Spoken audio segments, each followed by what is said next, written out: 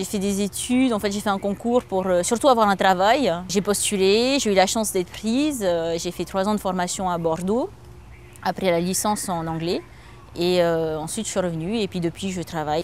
En fait on a tendance à oublier quand on a une caméra qu'on a besoin de l'écriture aussi. On parle souvent des images, du son, l'importance de tout ça.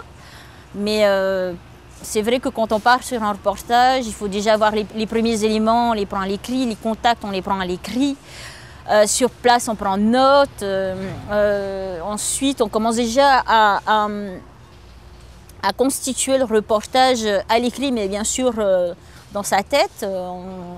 On a de toute façon une base de l'écriture, de la presse, et ensuite on fait son sujet. Sur place on prend des notes, on prend telle question, on continue à le peaufiner, et tout au long du montage, tout au long du mixage, et tout, on continue encore à écrire, à réécrire.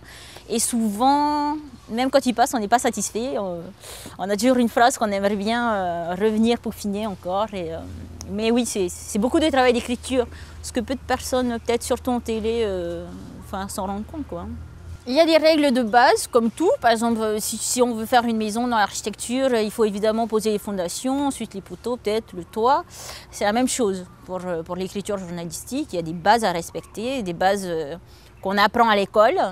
Et ensuite, chacun, après, trouve son style, trouve sa manière de travailler sur le terrain, gagner du temps surtout, gagner du temps.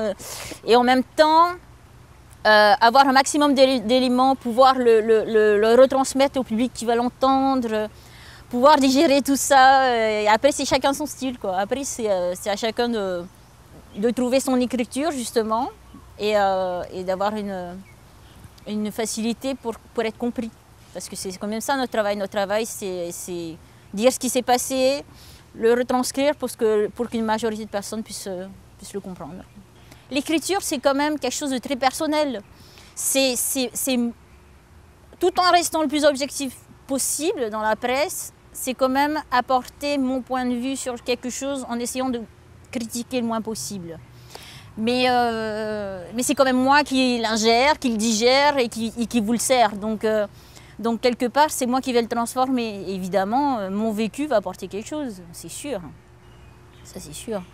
Que je sois un homme ou une femme, ça va apporter une différence.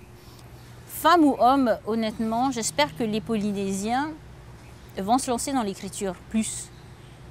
Plus, pourquoi? Parce que c'est bien de parler maori, toutes les langues maori qui existent.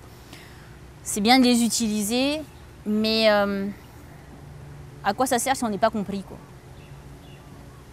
À rien. C'est comme un événement qui se passe sans que les médias en parlent. Il ne s'est pas passé. On n'en a aucune trace. Mais aujourd'hui, il faut que les jeunes se réapproprient leur langue et puis se réapproprient et puis l'écrivent et puis se l'approprient pour pouvoir la partager et en être fiers, quoi. Mais sans passer par l'écriture, je pense qu'il n'y a pas de pérennité, quoi, dans rien. Donc,